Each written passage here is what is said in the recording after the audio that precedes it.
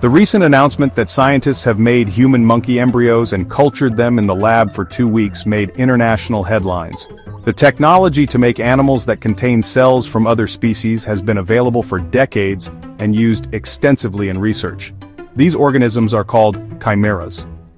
But this latest advance highlights the need to broaden the discussion around the possible benefits of such research, and specifically, how interspecies chimeric research should be conducted in future. Human-animal chimeras blur the line about what it means to be human, and this raises serious ethical questions about how we should use them.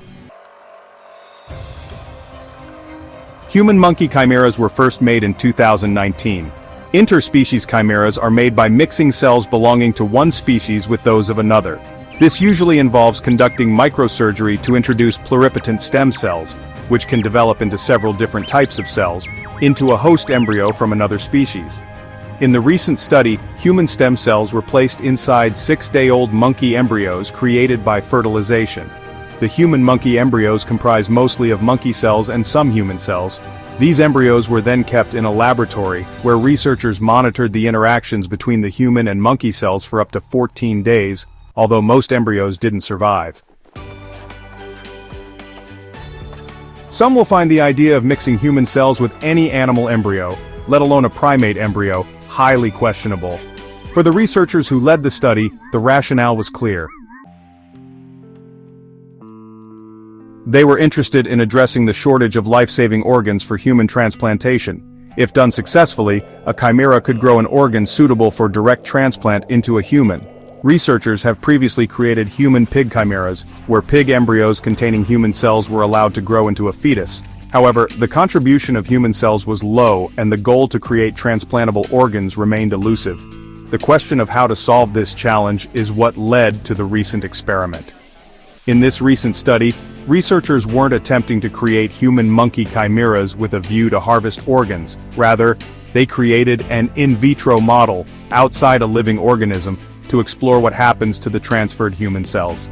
They wanted to identify ways to enhance the survival of the human cells, and ultimately improve human chimerism in pigs and other evolutionarily distant species, with a view to developing transplantable human organs from animal donors.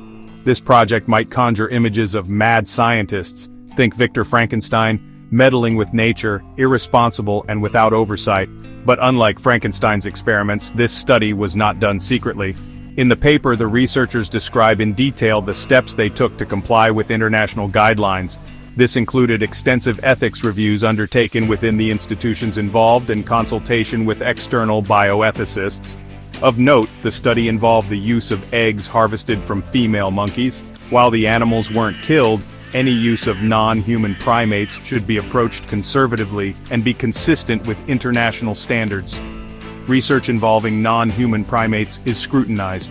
Such projects receive special consideration from regulatory bodies and ethics committees around the world.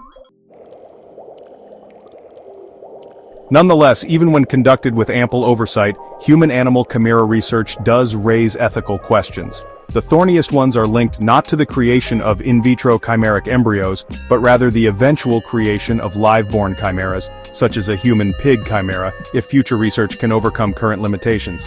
Humans are widely, but not universally, thought to have a higher moral status than other animals.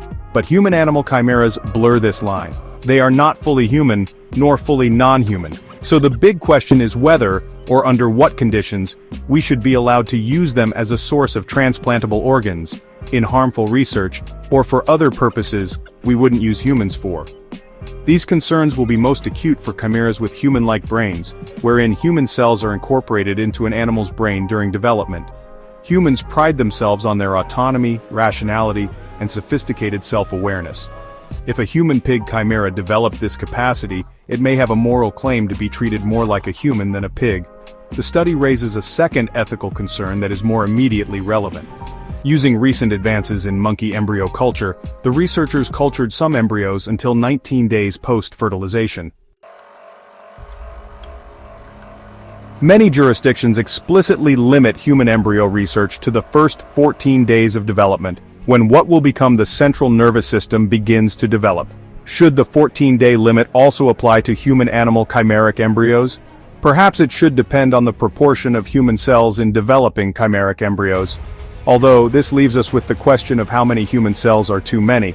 Or perhaps, as some have argued, the 14-day rule ought to be revised.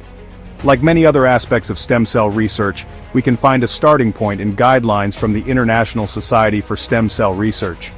These standards, soon to be updated, explicitly recommend specialized review for human-animal chimera research. This includes monitoring chimeric animals for unexpected behaviors that indicate suffering, which could then be addressed under existing animal ethics principles.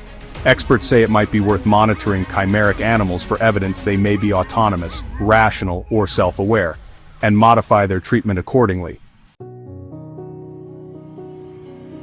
Given the ethical complexity and sensitivity of human-animal chimera research, it's crucial it receives careful oversight. As the field develops, we must continuously review where the boundaries of the research lie, and these conversations must not only explore animal welfare, but also how potential patients and the broader community view access to organs derived from donor animals.